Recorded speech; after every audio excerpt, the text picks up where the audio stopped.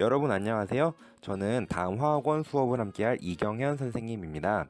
오늘부터는 교생 선생님들과 함께 4시간 동안 화학원 수업을 진행할 건데요. 선생님들께서 올려주시는 동영상을 미리 보고 와서 수업에 재미있게 참여하는 거꾸로 수업을 진행할 거예요. 그러니까 여러분 모두 꼭 수업 전에 동영상 강의를 시청하고 오기로 선생님과 약속하겠습니다. 먼저 지난 시간에 무엇을 배웠는지 알아볼까요? 우리는 톰슨이 음극선 실험을 통해서 질량과 음전하를 띤 입자, 곧 전자를 발견했다는 사실을 배웠어요. 톰슨은 자기가 발견한 전자를 바탕으로 양전하를 띤 물질 사이에 전자들이 박혀있는 건포도 푸딩 모형을 원자 모형으로 제시를 했고요.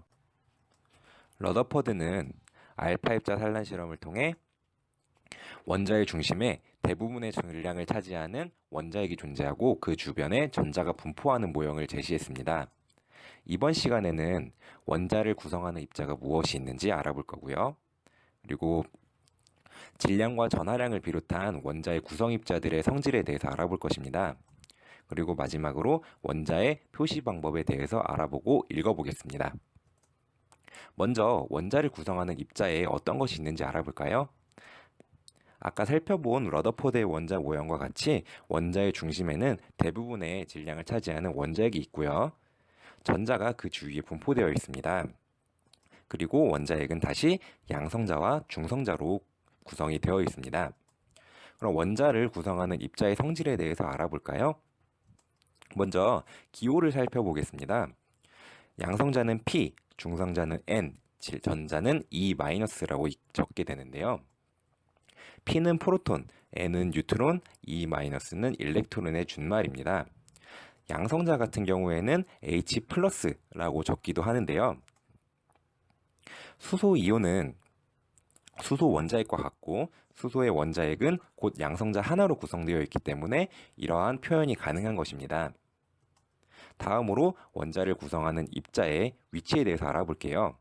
아까 살펴본 그림이 또다시 나왔네요. 개 양성자와 중성자는 원자핵 내부에 존재를 하고 전자는 그 주변에 분포되어 있습니다. 여러분, 이번에는 원자를 구성하는 입자들의 질량에 대해서 알아보겠습니다. 먼저 양성자와 중성자의 질량을 한번 살펴볼까요? 양성자와 중성자의 실제 질량은 약 1.67 곱하기 10의 마이너스 24승 그램 정도로 상당히 비슷합니다. 따라서 상대 질량을 계산을 해보면 1.0이랑 1.0, 곧 양성자의 질량과 중성자의 질량은 거의 같게 됩니다. 그러면 이번에는 전자를 한번 살펴볼까요? 전자와 양성자, 중성자의 질량은 상당히 많은 차이가 나요. 그래서 실제로 계산을 해보면 대략 1837배 정도의 차이가 나게 됩니다. 이 말은 곧 전자의 질량은 양성자와 중성자의 질량에 비해 무시할 정도로 작다는 것을 의미합니다. 그렇다면 이번에는 질량수라는 새로운 개념에 대해서 알아보겠어요. 질량수는 양성자 수와 중성자 수를 더한 값이에요. 아까 말했다시피 전자의 질량은 양성자와 중성자에 비해서 무시할 정도로 작기 때문에 이 질량수라는 값은 원자의 질량과 비례하게 됩니다. 따라서 간단하게 원자량 대신에 질량수를 쓰는 경우도 있지만 엄밀히 말하면 원자량과 질량수는 다른 개념입니다. 여러분, 이번에는 문제를 한번 풀어볼까요? 리튬이온의 질량수를 한번 계산을 해봅시다. 리튬이온에는 플러스 전하를 띤 양성자가 3개, 그리고 전하를 띠지 않는 중성자가 4개 있죠. 따라서 리튬이온의 질량수는 3 더하기 4, 곧 7이 되겠습니다. 이번에는 원자를 구성하는 입자들의 전하량에 대해서 배워볼게요. 먼저 중성자는 전하를 띠지 않기 때문에 전하량이 0입니다. 그리고 양성자의 경우에는 플러스 1.6 곱하기 10의 마이너스 19승 쿨롱, 그리고 전자는 마이너스 1.6 곱하기 10의 마이너스 19승 쿨롱이죠. 곧 전하량의 크기는 같지만 부호가 반대입니다. 따라서 상대 전하량으로 나타냈을 때는 플러스 1과 마이너스 1로 간단하게 나타나게 되고요. 중성원자라면 양성자 수와 전자 수는 항상 같아야 합니다. 이번에는 원자 번호라는 새로운 개념에 대해서 알아볼게요. 이분은 러더포드의 제자 모즐리라는 분입니다. 이분은 원자는 양성자의 수에 따라서 종류가 결정된다 라는 사실을 발견을 했고요.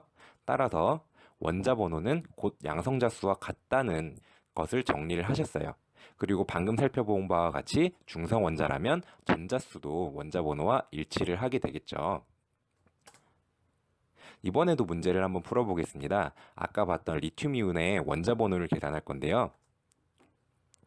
리튬이온에는 아까 양성자 수가 총 3개가 있다고 했었어요. 따라서 리튬이온은 원자 번호 3번이 되겠습니다. 여러분, 이번에는 원자의 표시 방법에 대해서 알아보겠어요. 원자는 아래 보이는 그림과 같이 원소 기호를 기준으로 여러 개의 첨자를 이용해서 나타내는데요. 먼저 가운데에 원소 기호를 적게 되고요. 그리고 왼쪽 아래 첨자에는 그 원자의 번호를 적게 됩니다. 그리고 왼쪽 위 첨자에는 질량수를 적게 되고요. 오른쪽 위 첨자에는 이온인 경우에 전하량을 적게 되고, 오른쪽 아래 첨자에는 만약에 분자인 경우라면 그 입자의 수를 적어주게 됩니다. 자, 그러면 실제로 한번 다른 원소에 적용을 해볼까요? 헬륨 원자입니다. 이 표시 방법을 보고 원자 번호와 질량수, 전하량, 양성자수, 정성자수, 전자수를 살펴보겠어요.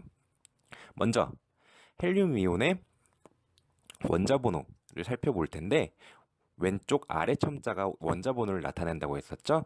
곧 원자 번호는 2가 됩니다. 그런데 아까 원자 번호는 양성자 수와 같다고 했었으니까 양성자 수도 2개가 되겠어요. 그리고 왼쪽 위첨자는 질량수를 의미한다고 했었죠? 따라서 이 원자의 질량수는 4가 되고요. 아까 질량수는 양성자 수와 중성자 수를 더한 값이라고 했으니까 이 원자의 중성자 수는 2개가 되겠습니다. 그리고 지금 오른쪽 위첨자에 아무것도 적혀있지 않기 때문에 전하량은 0이고요. 중성원자이기 때문에 양성자 수와 전자 수는 같아야 되겠죠. 따라서 전자수는 2개가 되겠어요. 우리 한 번 더 해볼까요? 리튬이온입니다. 먼저 왼쪽 아래 첨자를 살펴보게 되면 원자 번호가 3이죠. 따라서 양성자 수는 원자 번호랑 같은 3개가 되겠고요. 다음에 왼쪽 위첨자를 보게 되면 질량수는 곧 7이 될 거고요. 아까 말했다시피 양성자 수와 중성자 수를 더한 값이 질량수라고 했었으니까 중성자 수는 4가 되겠습니다. 그리고 이번에는 오른쪽 위첨자에 플러스 1이 적혀 있네요. 따라서 이 이온의 전하량은 플러스 1이 되고요. 이 말은 양성자 수가 전자수보다 하나 더 많다는 말이기 때문에 전자수는 2개가 되겠습니다. 여러분, 지금까지 배운 원자의 표시 방법을 이용해서 2가지 종류의 탄소 원자를 나타내는데요. 보시면 왼쪽 아래의 원자 번호는 같죠. 하지만 왼쪽 위에 질량수가 차이가 나게 됩니다. 이런 관계에 있는 원소들을 동위 원소라고 불러요. 이러한 원소들은 양성자 수는 같지만 중성자 수가 다르기 때문에 질량수에 차이가 생기고요. 화학적 성질은 같지만 서로 질량만 다른 관계에 있게 되겠습니다. 지금까지 강의 듣느라 수고 많으셨습니다. 돌아오는 화학 시간에는 지금까지 배운 내용을 바탕으로 원자 모형을 만들어 볼 거예요. 보다 자세한 설명은 수업 시간에 하는 걸로 하고, 여러분들이 1학년 때부터 여러 번 들어봤기 때문에 익숙한 내용이겠지만 질량수나 원자 번호 같은 개념은 조금 헷갈릴 수 있으니까 한 번 말고 여러 번 듣고 오면 더 많은 도움이 될 것 같아요. 여러분 정말 수고 많으셨습니다. 수업 시간에 만나요.